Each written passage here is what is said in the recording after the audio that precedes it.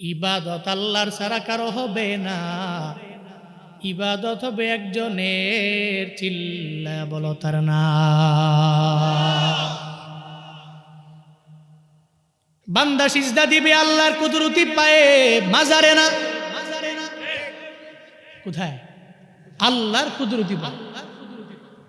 কিন্তু এমন কিছু বান্দা আছে মাজারের মধ্যে গিয়া উপরে পইরা মাজার ওয়ালার দরবারে চায়, আছে না নাই? আসেনি? এতটুকু বুঝে না ওই মাজারে যে ঘুমন্ত ওই ব্যক্তিটা দুনিয়াতে বেঁচে থাকতে রবের দরবারে চাইলো, ওনার রজ্জাক যে আল্লাহ, ওনার খালিক যে আল্লাহ, আমার রজ্জাক সে আল্লাহ, আমার খালিক সে আল্লাহ। মাজারওয়ালারে যে দামি বানাইলো, আমার ওই আল্লাহ দামি বানাইতে পারে কি পারে না? মাজারের নিকট যে সেজদা দেওয়া যায় না। শাহজালালের মাজারে যাইও, নিষেধ নাই, তবে ওখানে গিয়া সেজদা দেওয়া যাবে না। জিয়ারতের জন্য মাজারের মধ্যে যাওয়া লাগবে, শাহপরানের মাজারে যাওয়া অসুবিধা নাই, জিয়ারতের জন্য যাও, তবে ওই জায়গায় গিয়া সেজদা দেওয়া স্পষ্ট শিরিক। আল্লাহ দুনিয়ার সব গুনাহগুলো মাফ করে দিতে পারলেও শিরিকের গুনাহ আল্লাহ ক্ষমা করবে না, ঠিক কিনা? ইন্নাল্লাহা লা ইয়াগফিরু আন ইউশরাকা বিহি ওয়া ইয়াগফিরু মা দুনা যালিকা লিমান ইয়াশা। আল্লাহ বলেন, দুনিয়ার সমস্ত বড় বড় গুনাহগুলো আমি আল্লাহ তোর তাওবার মাধ্যমে ক্ষমা করে দিতে পারি, কিন্তু শিরকের গুনাহ করে যখন তুমি আগাও, আমি আল্লাহ শিরকের গুনাহ মাফ করতে পারি না। কারণ যেই কোম্পানির এমডির গুণগান তোমার গাওয়ার কথা তুমি গাইলা না, কোম্পানির এমডির সমস্ত গুণগান তুমি না গায়া কোম্পানির এমডির মাসে মাসে বেতন নাও, প্রতি মাসে তোমার এসে বেতন দিল, প্রতি বছর ঘুইরা যাওয়ার পরে ঈদের বোনাস যে এমডি দিল, কিন্তু তুমি ওই এমডির গুণগান না গায়া যদি অন্য কোম্পানির ম্যানেজিং ডিরেক্টরের গুণগান গাও, এমডির মনটা খারাপ হয়ে যাবে। কয় এক মাস পরে পরে আমি তারে বেতন দিলাম, বছর ঘুইরা গেলে আমি তারে বোনাস দিলাম, সে আমার গুণগান গায় না, অন্যের গুণগান গায়। আল্লাহ পাক বলে, রে বান্দা, এত আদর করে তোরে বানাইছি, এমন কি আছে যে আমি আল্লাহ বান্দা তোরে দেই নাই? সব আমি আল্লাহ বড় মায়া করে বান্দা তোমারে দিয়া দিলাম, কিন্তু এরপরেও আমি রবের কুদরতি পায়ের মধ্যে সিজদা দেওয়া বাদ দিয়া যখন তুমি মাজারে দাও, আল্লাহর সব সহ্য হলেও এটা জীবনও আল্লাহ সহ্য হয় না, ঠিক কিনা? ইবাদত চলবে আল্লাহর। ও তারা এলাকার মুসলমানেরা, সিজদা দিবা আমার রবের কুদরতি পায়ের মধ্যে, অন্য কোন ব্যক্তির পায়ের মধ্যে কদম মসি করা যাবে না। সিজদা আমার রবের দেও। আল্লাহ সেই ব্যাপারে আমার মায়ান নবীরে আদেশ দিয়ে দিলেন, আপনার উম্মতদের বলে দেন, রবের ইবাদত ছাড়া অন্য কারো ইবাদত এরা করবে না। আল্লাহ যে আমারে তোমারে দুনিয়ার মধ্যে পাঠাইলেন, কি মনে করলেন আমারে আপনারে যে পাঠাইলেন এমনিতেই পাঠাইয়া দুনিয়াতে সাইরা দেন নাই? আল্লাহ কেন পাঠালেন? আল্লাহ বলে, আমি আল্লাহ মানুষ এবং জিনরে পাঠাইলাম আমার ইবাদতের জন্য। ওয়ামা খালাকাতুল জিন্না ওয়াল ইনসা ইল্লা লিয়াবুদুন।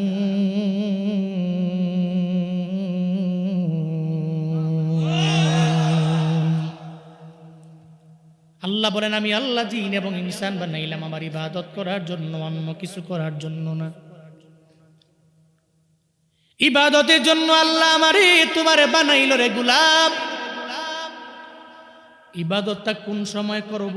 বলে ইবাদত করার টাইম আছে, কয় জুয়ান কালে ইবাদত করে নাও।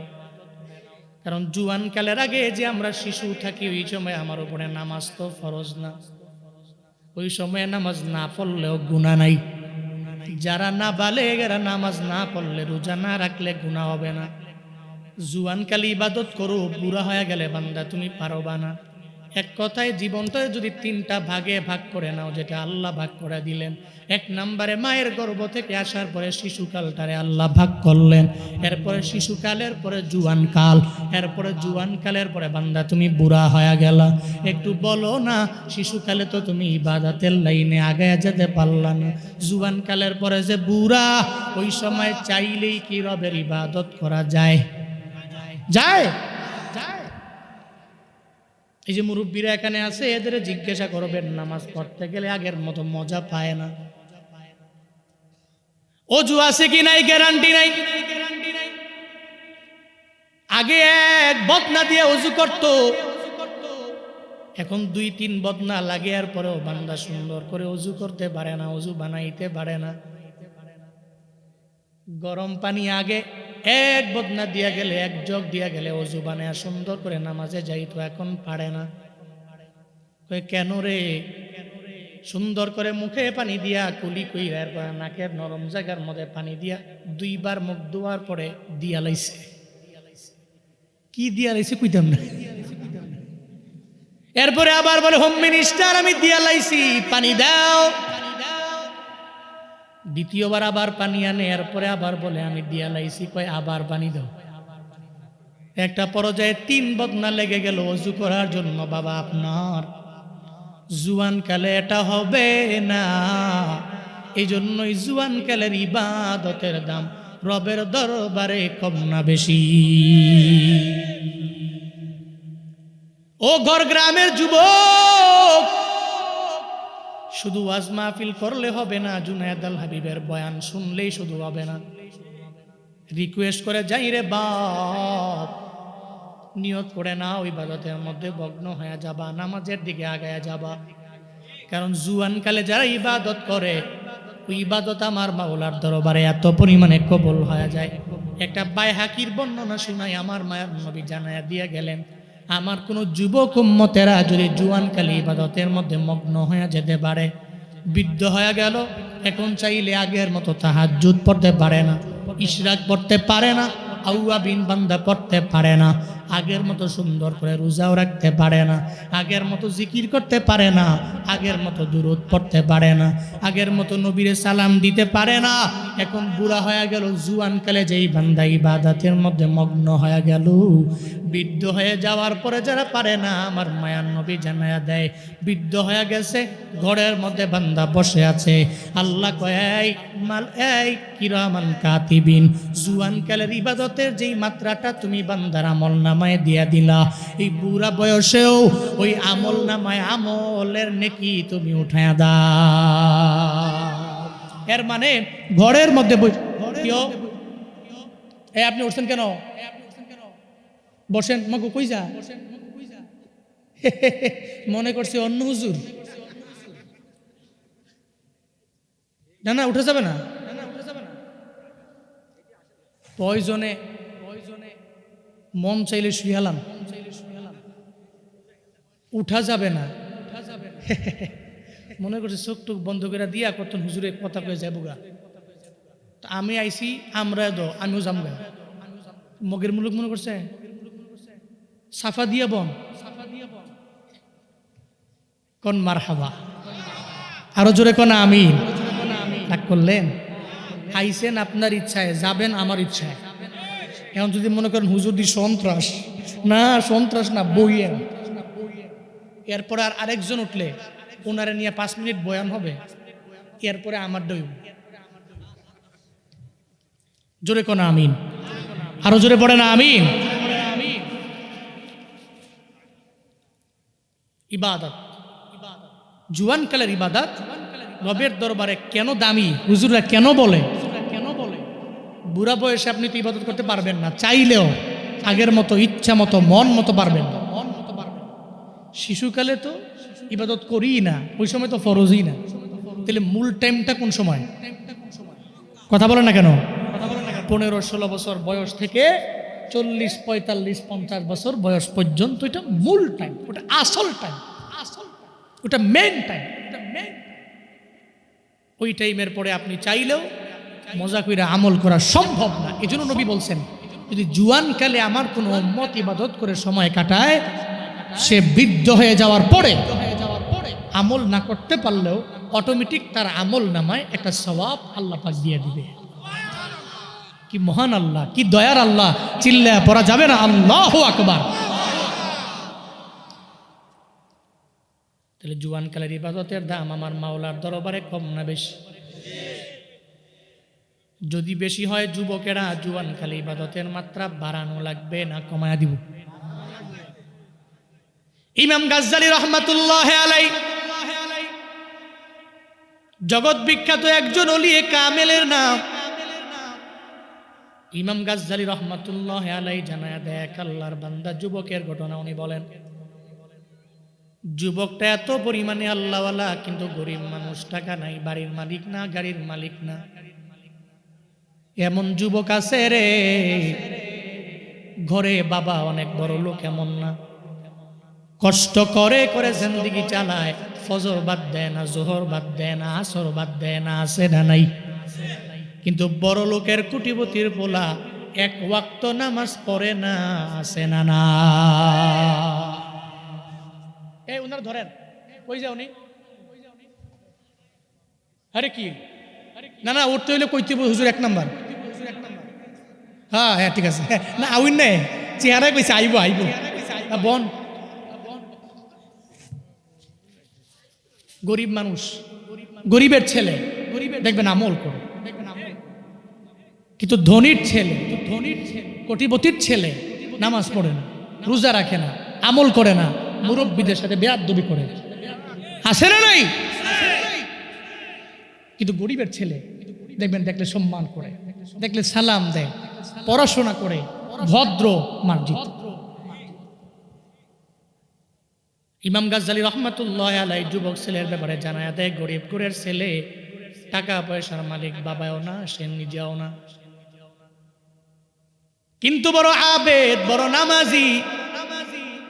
একদিন বাজারের মধ্যে ওরে ওঠানো হলো, আগে তো দাস বেচা কিনা হইতো, বাজারের মধ্যে যখন ওই যুবকটারে ওঠানো হয়, একটা ধনী মানুষ তার দরবারে তারে কিনার জন্য যখন বাজারের মধ্যে গেল, যা কয় যুবক রে, তোরে আমার পছন্দ হয়ে গেল, আমার বাড়ির মধ্যে তোরে নিয়ে যাবো দাস হিসাবে, তুই আমারে জানায়া দে কোনো শর্ত কি আছে না নাই, শর্ত থাকলে আমারে বলো, শর্ত মানতে পারলে আমার বাড়ির মধ্যে আমি তোরে নিয়ে যেতে পারি। যুবক শর্ত দিয়া দেয়, এই ধনী, এই মনি, তোমার বাড়ির মধ্যে আমি যেতে রাজি যদি আমার 3টা শর্ত মানতে পারো। তারাশের মুসলমান আওয়াজ দেও, কয়টা শর্ত? আরো জোরে। 3টা শর্ত যদি মানতে পারো আমি তোমার বাড়ির মধ্যে যাব, যদি শর্তগুলো না মানতে পারো তোমার বাড়ির মধ্যে আমি যেতে রাজি না। কি শর্ত জানায় দেও? 1 নাম্বার শর্ত হলো 5 ওয়াক্ত নামাজের আজান যখন হবে, তোমার বাড়ির মধ্যে ইম্পর্টেন্ট কাজ তোমার থাকতে পারে, আমি করব না। 5 ওয়াক্ত নামাজে আমি দৌড়ে মসজিদের মধ্যে যাব, চিল্লা পড়া যাবে কি মারহাবা? 5 ওয়াক্ত নামাজে আমি যাবো, বাড়ির যত কাজটা হোক, যদি কেউ যেটা অনেক ইম্পর্টেন্ট, মোস্ট ইম্পর্টেন্ট, এরপরও বাদ দাও, আজান হলে আমাকে ধরে রাখা যাবে না, আমি দৌড়ে নামাজে যাব। যুবক 2 নাম্বার শর্ত দিয়া দিল, মনিব 2 নাম্বার আমার শর্ত হলো দিনের বেলা তোমার বাড়ির মধ্যে কাজ করবো, রাতের বেলা আমি করব না। দিনের বেলা যত কাজ আছে আমারে করাইবা, কিন্তু রাতের বেলা আমারে করাইতে পারবা না, আমি কাজও করব না। মনিবের আবার বলল 3 নাম্বার আমার শর্ত হলো তোমার বাড়ির মধ্যে এমন একটা কামরা আমারে দিয়ে দিবা। কামরা মানে রুম, একটা গরফা, একটা কক্ষ, আমার এক্সট্রা রুম আমারে দিয়ে দিবা, যেই রুমের চাবি আমার কাছে থাকবে, প্রবেশাধিকার কারো থাকবে না। ওই ঘরের চাবি আমার কাছে থাকবে, আমি ঢুকবো, কেউ ঢুকতে পারবে না। 3টা শর্ত দিয়ে দিলাম, যদি মানতে পারো আমারে নিতে পারো, শর্ত না মানলে আমি তোমার বাড়িতেও যাব না, নিতেও পারবা না। মনিক ডেকে ডেকে বলে, যুবক 3টা শর্ত মেনে নিলাম, আয় আয় আমার বাড়ির মধ্যে তোনে নিয়ে যাবো, আয় আয় নিয়ে যাও। শর্তগুলো মেনে নিল। কই যা? হ্যাঁ ঠিক আছে, মাইক গলা নেই না মাইক কোনো জানতে তো না ওই যাবো। আচ্ছা মনিব বলে আয়া তোরে আমার বাড়ির মধ্যে নিয়ে যাব, 3টা শর্ত আমি মেনে নিলাম। বাড়ির মধ্যে যাওয়ার পরে কয় তুই 5 ওয়াক্ত নামাজ পড়বি, আমার কাজ করা লাগবে না, নামাজের ফাঁকে ফাঁকে আমার কাজ করবা, মেনে নিলাম। দিনের বেলা তুই আমার কাজ করবি, রাতের বেলা করা লাগবে না, মেনে নিলাম। 3 নম্বর একটা কামরা দেওয়ার জন্য যখন তার বড় দালানের মধ্যে নিয়ে গেল, দালানের ভিতরে নিয়া সুন্দর সুন্দর রুম তারে দেখায়, কয় আমার এটা পছন্দ হয় না, আমি নিব না। যতই সুন্দর রুম দেখায়, যুবক বলে এই রুমের আমার প্রয়োজন নয়, এত দামি রুমের আমার প্রয়োজন নয়, আমার লাগবে না। একটা পর্যায়ে যেই রুমের মধ্যে মাকড়সা ভরা, তেলা পোকায় ভরা, যেই রুমের মধ্যে সৌন্দর্যতা নাই, এমন একটা রুমের মধ্যে নিয়ে যাওয়ার পরে কয় রুমটা তোমার লাগবে কিনা, তুমি বললে তোমারে দিয়া দিমু। যুবক কয় সুন্দর রুমের প্রয়োজন নাই, এমন একটা রুম দিলে আমার হয়ে যাবে, কারণ সুন্দর রুম দিয়ে আমার বিন্দু মাত্র পরিমাণ লাভ হবে না। ওই সুন্দর রুমে যদি আমি আল্লাহর সাথে সম্পর্ক লাগাইতে না পারি, ওই রুমটা রবের দরবারে দামি না। যেই রুমটা মাকড়সায় ভরা, তেলা পোকায় ভরা, ওই রুমের ভিতরেও যদি আমি আল্লাহর সাথে সম্পর্ক লাগাইতে পারি, ওই রুমটাই আল্লাহর কাছে বেশি দামি, ঠিক কিনা? ও ঘর গ্রামের মানুষ, সুন্দর বাড়ি হলেই আল্লাহ ওই ঘরের মধ্যে রহমত দেয় বান্দা, এমন না তোমার মাটির ঘর, ওই ঘরের মধ্যে যদি আমার রবের সাথে সম্পর্ক লাগাও, ওই ঘরের মধ্যেও বরকত দিয়ে দিতে পারেন কি? যুবক ডেকে বলে, ও মনিব আমার দামি রুম লাগবে না, এমন একটা আপনি আমার রুম দিয়ে দিবেন যে রুমের মধ্যে অনেক দামি সৌন্দর্য থাকবে না, খালি আমার রুম থাকবে, তবে চাবিটা আমারে দিয়ে দিবেন। এই রুমে মাল আমার থাকবে, চাবি আমার কাছে থাকবে, আপনারে দিব না, প্রবেশাধিকার কারো নাই। মনিব কয় যুবক মেনে নিলাম, তোমার 3টে শর্ত মেনে নিলাম, কাজ করা আমার বাড়িতে আরম্ভ করে দাও। কাজ করতে লাগলেন। 5 ওয়াক্ত নামাজের সময় দৌড়ে মসজিদের মধ্যে যায়, দিনে কাজ করে, রাতের বেলা করে না। কামরার মধ্যে রাতের বেলা ঘুমায়, কারো কাছে চাবিও দেয় না, কেউ ঢুকতেও পারে না, পারমিশন নাই। একদিন ওই মনিবের চিন্তা চলে আসলো, একটা যুবক আমি আমার ঘরে রাখলাম, ওই যুবকটা যে ঘরের মধ্যে থাকে, যুবক যদি কোনো অন্যায় করে, আমার বাড়ির মধ্যে একটা দুর্নাম আমার হয়ে যাবে, এলাকার মধ্যে দুর্নাম হয়ে যাবে। কেন সে চাবিও দিতে চায় না, কেন প্রবেশাধিকার নাই, অন্য কাউকে কেন পারমিশন দেয় না? যুবকের আমার দেখা লাগবে, যুবকের ঘরের মধ্যে আমি একটু আজকে রাতের বেলা গোপনে গোপনে গিয়া দরওয়াজার ফাঁক দিয়া তাকায়া দেখবো সে কি ঘুমায় নাকি অন্যায় কোনো কাজ করি। মনি কয় ঘর তো আমার, বাড়ি তো আমার, এই গোলাম যদি বাই চান্স কোনো একটা অন্যায় করে বসে ঘরের মধ্যে, তাহলে দুর্নাম হবে আমি বাড়িওয়ালার, দুর্নাম তো তার হবে গোলাম দাস, তারে কেউ পাত্তাও দিবে না, বাট পুরো সমাজে, পুরো সোসাইটিতে আমি কলঙ্কিত হয়ে যাব। সবাই আমাকে কুনজরে দেখবে, সুনজরে দেখবে না। মনিব চিন্তায় পড়লেন। একদিন রাতের বেলা ডিসিশন নিয়ে নিলেন, আজকে গোপনে গোপনে তার দরওয়াজার সামনে গিয়া দাঁড়ায়া দেখব। মনিব দরওয়াজার ফাঁকা দিয়া গিয়া তাকায়া দেখে, রে যুবকটা ঘুমায় না, রাতের গভীরে সিজদায় পড়ে মালিকের দরবারে কান্দি। যুবক বলে, ও মালিক, তুমি আমারে গরিব বানাইছো, যদি তুমি আমারে ধনী বানাইতা, তাহলে আমি রাতের বেলা যেমনে তোমার সিজদার মধ্যে পড়ে গেলাম, দিনের বেলা একইভাবে আমি সিজদার মধ্যে পড়ে থাকতাম রে আল্লাহ।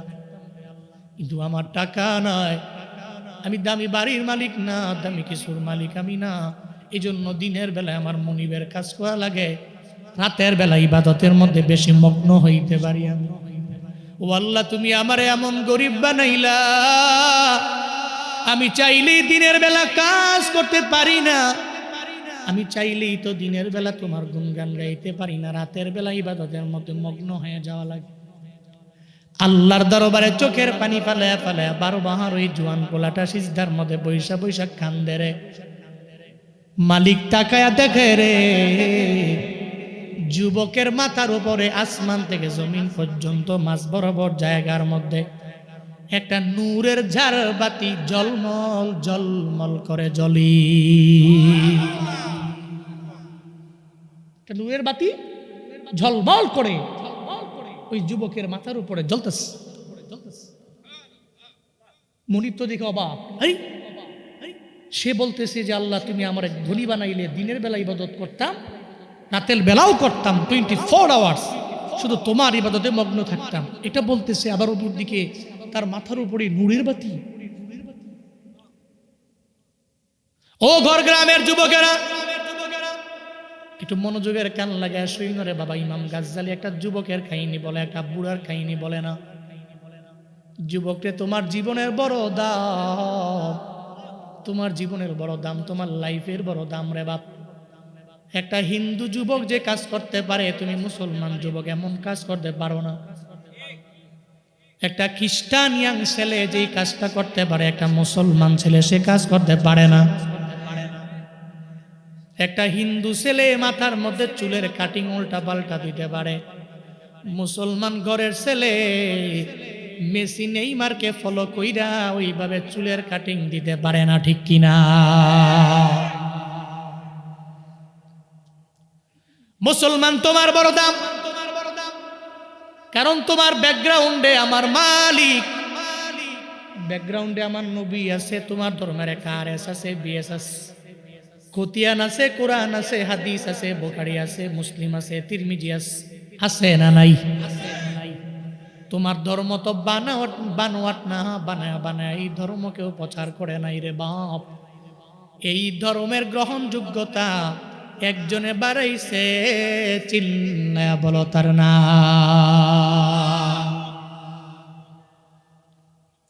ওই ধর্মের যুবক হয়ে তুমি অন্যায় করতে পারো না, অপরাধ করতে পারো না। ইমাম গাজ্জালি রহমাতুল্লাহ আলাইহি বলেন, মুনিব বড় অবাক হয়ে গেলেন, যুবকের এই কাহিনী দেখে অবাক হয়ে গেলেন।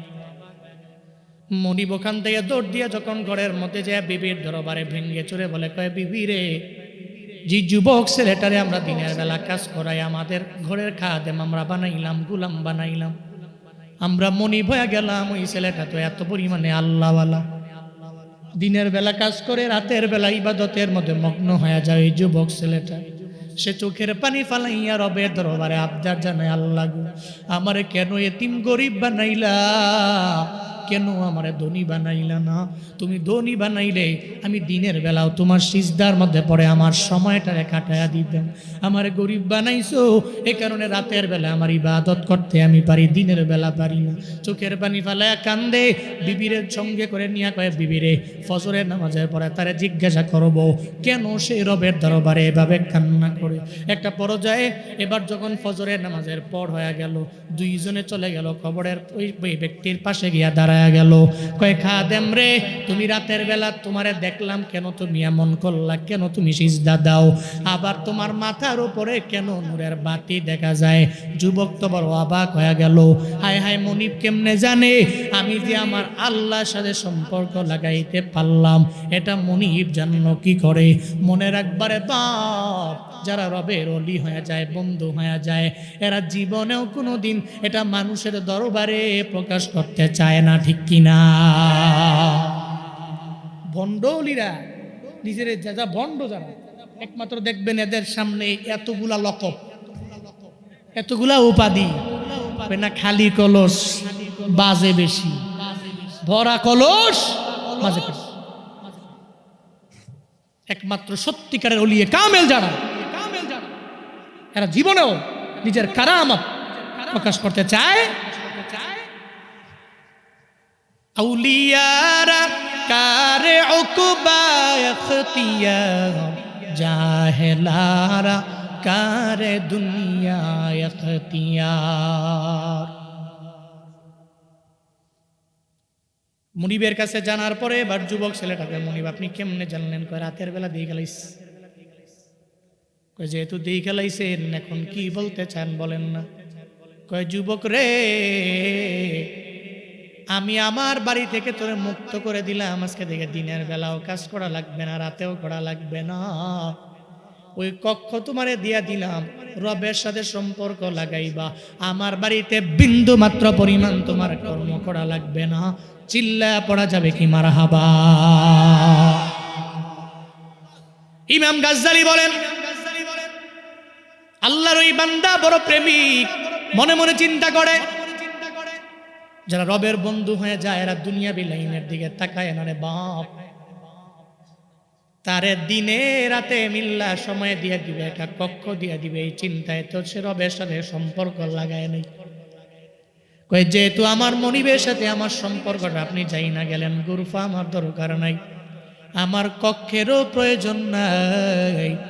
সঙ্গে সঙ্গে আমার রবের দরবারে আবদার জানাইতে লাগলো, আল্লাহ গো, এই সম্পর্ক যেহেতু ফাঁস হয়ে গেল, আমার মনিব দুনিয়ার মনিব যাই না গেল, এই বডি নিয়া, এই মন মানসিকতা নিয়ে আমি দুনিয়ার মধ্যে আর থাকতে রাজি না, তুমি আমারে উঠে নিয়ে যাও। ইমাম গাজ্জালী বলে, ওই মনিবের সামনে যুবকটা এই কথাটা বলতে দেরি, মালাকুল মউত তার দরবার থেকে রূহটাকে কবজ করতে দেরি করে না। সঙ্গে সঙ্গে মালাকুল মউত তার দরবারে এসে রূহটাকে কবজ করে নিয়ে গেল। সে মনিবের সামনেই কাতরা পইরা মারা গেল। আল্লাহর সত্যিকারের আশিক যারা হতে পেরেছে, রবকে যা বলে রব তার কথা শুনে, চিল্লায়া পড়া যাবে কি সুবহানাল্লাহ? এমন যুবক হও, কারণ জুয়ান কালে আল্লাহকে ডাকলে আল্লাহ তোমার ডাকে 70 বার সাড়া দেয়। কয়বার? কয়বার ডাকছেন আল্লাহ? আল্লাহ কয় বান্দা কস না, কস না, বলস না, বল না, কি প্রয়োজন তোমার? আল্লাহ পাক আমার মায়ার নবীরে জানায়া দিলেন, ইবাদত 1 নম্বরে আল্লাহর হবে। যদি আল্লাহর ইবাদতের মধ্যে মগ্ন হয়ে যেতে পারো, ওলিয়ে কামেল হওয়া যাবে। শুধু তাই না, দুনিয়া বিলাইনেও ফায়দা, আখিরাতের লাইনেও ফায়দা হয়ে যাবে। আল্লাহর ইবাদতের পরে বান্দা তুমি মা বাবার খেদমত করো, কারণ আব্বা আম্মার খেদমত করলেও জমানার শ্রেষ্ঠ ওলি হওয়া যায়, ঠিক কিনা? আল্লাহর ইবাদত করো, ওলি হতে পারবারে গোলাম। আল্লাহর ইবাদতের পরে মা বাবার খেদমত করো, ওলিয়ে কামেল হওয়া যাবে। যেমন ওলিয়ে কামেল হয়ে গেল ওয়াইস আল কারনী রাহমাতুল্লাহ আলাইহি। কত পরিমাণে দামি ওয়াইস আল কারনী রাহমাতুল্লাহ আলাইহি। ইয়ামেনের কর্ণ অঞ্চলের গভীর জঙ্গলের মধ্যে বাস করে, মায়ের লইয়া ঘরের মধ্যে ওয়াইস আল কারনীর ছাড়া আর কোনো মায়ের ছেলেও নাই, কোনো মেয়েও নাই, কোনো সন্তানও নাই। ওয়াইস আল কারনী রাহমাতুল্লাহ আলাইহি একদিন যখন আমার নবী সেই কালেমা পড়ে মুসলমান হয়ে গেলেন, নবীর প্রেম অন্তরের মধ্যে ঢুকে গেল। মায়ের কাছে বারবার বলে, মারে বিদায় দাও, নবীরে দেখব, বিদায় দাও, নবীরে দেখবো। মায়ে কয়, নবীরে দেখতে যাইস না, গেলে আমি মায়ের কে দেখবে? আমার আর কোনো দ্বিতীয় সেকেন্ড নাম্বার কোনো ছেলে নাই। ও ছেলে আমার, আমার খেদমত তুমি করবা, আমারে লালন পালন করবা, আমি মায় তোর জন্য রবের দরবারে দোয়া করে দিমু। নবীর প্রেমিক ওয়াইস আল কারনী মায়ের কথা শুই না আমার নবীর জিয়ারতেও গেলেন না। আল্লাহ আদেশ করেছে, আল্লাহর ইবাদত করে করার পরে খেদমত চলবে কার? আল্লাহর ওই আইন মানতে গিয়ে নবীর দরবারে যেতে পারে নাই ওয়াইস আল কারনী। এদিকে তো আল্লাহ বড্ড খুশি হয়ে গেল, মা চোখের পানি ফেলায় রবের দরবারে আবদার জানে, আল্লাহ গো, আমার ওয়াইস আমার বড় আশিক, আমার বড় পাগল, আমি জানি মায় দোয়া করলে তুমি আল্লাহ ফিরাইয়া দাও না। ও আল্লাহ, আমার ওয়াইসের জন্য তোমার দরবারে দোয়া করি, আমার ওয়াইসের তুমি ওলি না, ওলিউল আউলিয়া বানায়া দাও, চিল্লা পড়ো না মারহাবা। শুধু অলি না, অলি আউলিয়া সমস্ত অলিদের বন্ধু আমার ওয়াইস আল কারনিরে তুমি বানায়। অলিদের অলি, অলিদের লিডার তুমি আমার ওয়াইস বানাও। কে দোয়া করে? বুলেট মিস হয়ে যেতে পারে, জীবনে কোনোদিন মায়ের দোয়া মিস হতে পারে না রে বাবা। হ্যাঁ, কই যায়? না না না, বসেন বসেন। উঠা যাবে না ভাই, আমি আগেই বলছি, উঠলে আমি বয়ান টয়ান বাদ দিয়ে আমাদের ওয়াজ করবো, এরপরে আবার আমারটা বলছি না আমি আগে, যেটা আমার কথা এটাই। কন মারহাবা, জোরে করা আমিন। খারাপ লাগতেছে আপনারা? কষ্ট পাচ্ছেন নাকি আপনারা? শীত বেশি লাগতেছে? পড়েন সুবহানাল্লাহ, কোন আলহামদুলিল্লাহ, জোরে পড়েন আল্লাহু আকবার। আম করে যে কেমনে ওহাবি কয়, আমি নবীর প্রেমের ইশকের বয়ান আমার ইউটিউবে দেখেন, অভাব নাই। নবীর ভালোবাসি আমরা, খোদার কসম। নবীর রওজার পাশে গিয়ে অহংকার না, জুনায়েদ আল হাবিব যতবার গিয়েছে একবারও চোখের পানি ধরে রাখতে পারে নাই। দুনিয়ার মানুষকে দেখানোর জন্য না, নবীর প্রেমে, নবীর ইশকে, নবীর বয়ান তো আমি করি, ওইটা মনে পড়ে আর চোখ দিয়া অটোমেটিক কোন সময় জানি পানি পড়ে, আমি বুঝিও না, আমি জানিও না। আপনারা বলেন আমরা নবী বিদ্বেষ। আল্লাহ আমার ভাইদেরকে বুঝদান করেন, আরো জোরে পড়েন আমিন। মা রবের দরবারে দোয়া করে দিল, ওয়াইস আল কারনিরে তুমি কবুল করে নাও, অলিউল আউলিয়া বানায় দাও। আল্লাহ কয়, ওয়াইসের মায়ের দোয়ার বদৌলতে আমি আল্লাহ ওয়াইস আল কারনিরে জামানার শ্রেষ্ঠ অলি বানায়া দিলাম। মায়ান নবী মসজিদে নববীর মধ্যে, ওই জায়গায় আমার মায়ান নবী হুজরা মুবারাকার মধ্যে আল্লাহ পাক স্বপ্ন যুগে আমার নবীরে দেখাইল, নবী গো আপনার একজন আশেক আছে ইয়ামানে কর্ন নামক জঙ্গলের মধ্যে, অঞ্চলের জঙ্গলের মধ্যে, ওই জায়গার মধ্যে ওয়াইস নামক একজন ব্যক্তি আছে, যেই ব্যক্তিটা আপনি নবীর জন্য বড় পাগল পাড়া হয়ে গেল, কিন্তু মায়ের কথা মানতে যায় আপনার দরবারে আসতে পারে নাই। তার মা তার প্রতি রাজি হয়ে আমি রবের দরবারে হাত বাড়িয়ে দোয়া করলো, আমি তারে জামানার শ্রেষ্ঠ ওলি বানায়া দিলাম। মায়ান নবী খুশি হয়ে গেলেন। ওয়াইস আল কারনির প্রতি আমার মায়ান নবী খুশি হয়ে আমার নবী ওমরে ডাক দিলেন, আলীরে ডাক দিলেন, আয় আয় আমার ওয়াইস আল কারনির জন্য একটা জুব্বা হাদিয়া নিয়ে যাইও, আমার মরণের পরে চিল্লায় পড়া যাবে কি মারহাবা। হযরতে ওমর আলী বড় অবাক, নবী আমাদের দেয় না, ওয়াইস আল কারনিরে দেয়। মনে হয় কাহিনী একটা আছে রে, রবের দরবারে মনে হয় ওয়াইস আল কারনি বড় কবুল হয়ে গেল নবীর প্রেমের সাগরে ডুব দিয়া। মায়ান নবীকে জানায়া দেয়, নবী আপনার ইন্তেকালের পর আমরা ওয়াইস আল কারনির দরবারে যাওয়ার পরে তারে কেমনে চিনবো জানা নাই, কেমনে চিনবো আমরা জানিও না, দেখিও নাই জীবনে। মায়ার নবী ডাক দিয়া বলে, রে ওমর, ওই ওয়াইসের কেমনে চিনবা? ওয়াইস আল কারনির চিনার জন্য আমি তোমাদের বলে দেই, তার চোখটা এমন হবে, তার নাকটা এমন হবে, তার কানটা এমন হবে, তার চেহারা এমন হবে, তার হাতটা এমন হবে, তার পাটা এমন হবে। শুধু তাই না রে, ডান হাতের মধ্যে একটা সাদা অংশ দেখতে পারবা, ওটা দেখলেই বুঝবা ওটা ওয়াইস আল কারনি। ওমর আর আলী আমার নবীরে জানায়া দেয়, অবাক হয়ে গেলেন। মায়ার নবী গো জীবনে কোনোদিন ওয়াইসে দেখলেন না, আপনার দরবারে আসেও নাই, আপনিও জীবনে কোনোদিন ওর দরবারে যান নাই, কেমনে তারে চিনলেন একটু বলেন না। আমার মায়ার নবী বলে, ও আমার সাহাবী ওমর, আমার ওয়াইসের আমি আমার সচক্ষে জীবনে কোনোদিন আমি আমার ওয়াইসের দেখতে পারি নাই রে, জীবনে কোনোদিন আমি সচক্ষে দেখি নাই, কিন্তু আল্লাহ পাক রব্বুল আলামিন আমার ওয়াইস আল কারনিরে স্বপ্ন যুগে একবার দুবার না বহুবার আমার সাথে সাক্ষাৎ করায়া দিয়েছে।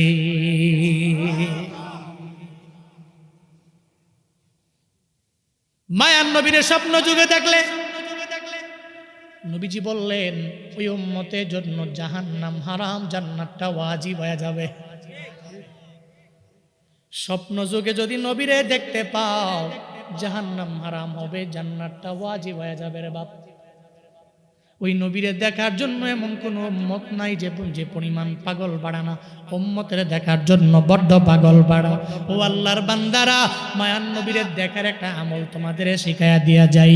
যদি আমার মায়ান নবীরে দেখতে চাও, গভীর রাতের বেলা এশার নামাজ পড়ে যখন তুমি ঘুমায়া গেলা বিছানার মধ্যে, ঘুমানোর আগে সুন্দর করে উযু বানাইয়া ডান কাতে হইয়া 100 বার যদি আমার মায়ান নবীর উপরে দুরূদের আমলটা চালু রাখতে পারো, অনেক বড় দুরূদ লাগবে না। সাল্লাল্লাহু আলাইহি ওয়াসাল্লাম, সাল্লাল্লাহু আলাইহি ওয়াসাল্লাম, সাল্লাল্লাহু আলাইহি ওয়াসাল্লাম, এভাবে 100 বার যদি পইরা বান্দা তুমি ঘুমাও, যদিও একদিন আমল করলো নবী আসে না, 1 মাস আমল করলা আমার মায়ার নবী দেখা দেয় না, 1 বছর আমল করলা এরপরে আমার মায়ার নবী দেখা দেয় না। তবে মনে রাখবারে বাবা, যদি আমলটাকে কন্টিনিউ চালু রাখতে পারো, মরণের আগে একদিন রাতের বেলা দেখবা তোমার স্বপ্ন যুগে আমার মায়ার নবী হাজির। নবীরে যদি জীবনে একবার দেখতে পারো,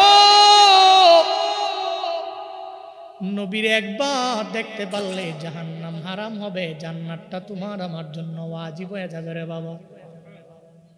আল্লাহ ওই নবীরে দেখি নাই, জীবনে একবার হলেও স্বপ্ন যুগে মোলাকাত করায়া দিও পড়ে না আমি। দেখলে ফায়দা, নবীরে দেখলে জাহান্নাম হারাম, জান্নাতটা কি ওয়াজিব। উল্টা ওয়াইস আল কান্দি নবীরে দেখে নাই, নবী ওয়াইস আল কান্দিরে দেখছে। নূরুন আলা নূর, আমি তারা দেখছি স্বপ্ন যুগে, এমনি এমনি এমনি এমনি বর্ণনা করবে।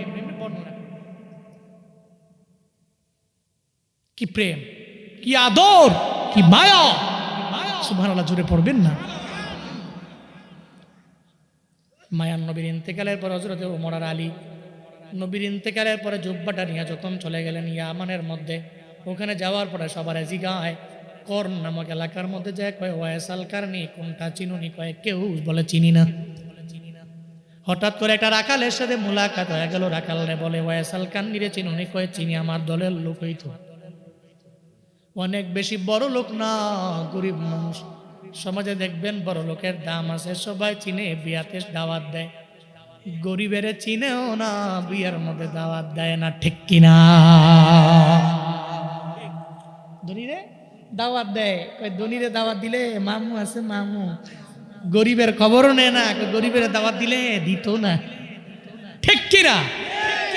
সমাজে এই গরিব মানুষগুলোকে অনেক পিছায় রাখে, কথা বললে শুনে না, চুপ কর। অথচ গরিব ব্যক্তিটা ওই ব্যক্তির সাথে অনেক বেশি জ্ঞান, বুঝে না।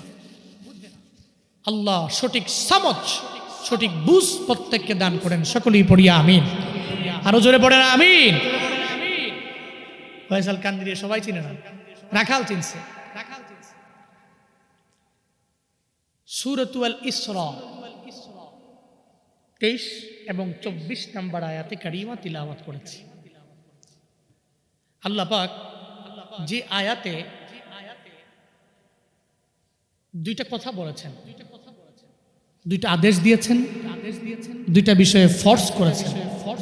এই ফরজ যে করেছেন শুধুমাত্র ফিক্স টাইমের জন্য নয়, বান্দার বালেগ হওয়ার পর থেকে ধরেন মারা যাবে আসরের সময়, জোহরের পরে 3:30 3:40 পর্যন্তই বান্দার উপরে এটা ফরজ।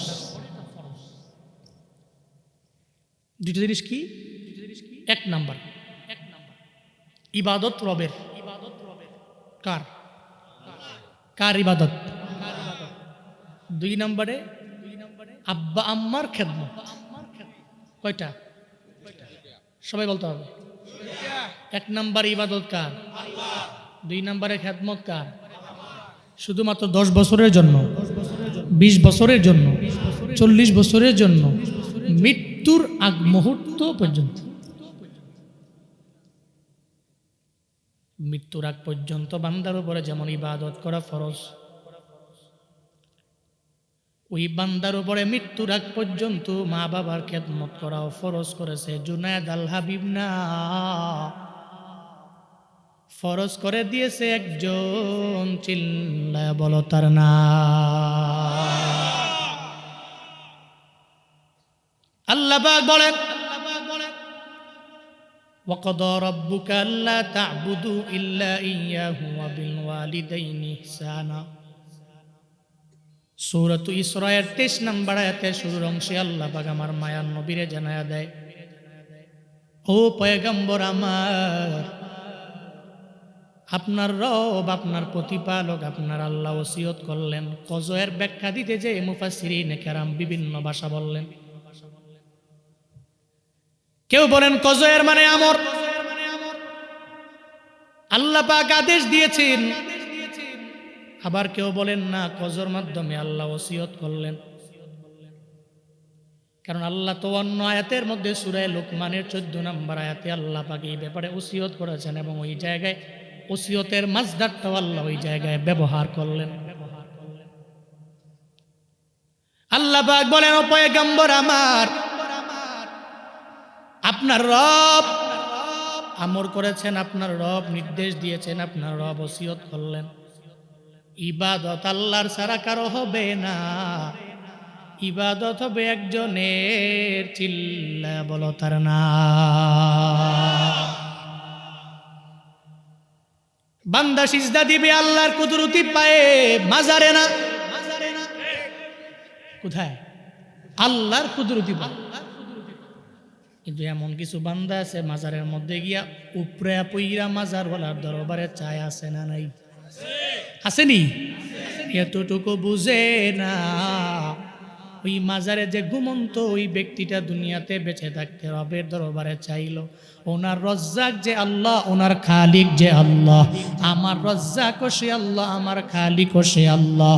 মাজারওয়ালারে যে দামি বানাইলো, আমার ওই আল্লাহ দামি বানাইতে পারে কি পারে না? মাজারের নিকট যে সেজদা দেওয়া যায় না। শাহজালালের মাজারে যাইও, নিষেধ নাই, তবে ওখানে গিয়া সেজদা দেওয়া যাবে না। জিয়ারতের জন্য মাজারের মধ্যে যাওয়া লাগবে। শাহপরানের মাজারে যাওয়া অসুবিধা নাই, জিয়ারতের জন্য যাও, তবে ওই জায়গায় গিয়া সেজদা দেওয়া স্পষ্ট শিরিক। আল্লাহ দুনিয়ার সব গুনাহগুলো মাফ করে দিতে পারলেও শিরিকের গুনাহ আল্লাহ ক্ষমা করবে না, ঠিক কিনা? ইন্নাল্লাহা লা ইয়াগফিরু আন ইউশরাকা বিহি ওয়া ইয়াগফিরু মা দুনা যালিকা লিমান ইয়াশা। আল্লাহ বলেন, দুনিয়ার সমস্ত বড় বড় গুনাহগুলো আমি আল্লাহ তোর তাওবার মাধ্যমে ক্ষমা করে দিতে পারি, কিন্তু শিরকের গুনাহ করে যখন তুমি আগাও, আমি আল্লাহ শিরকের গুনাহ মাফ করতে পারি না।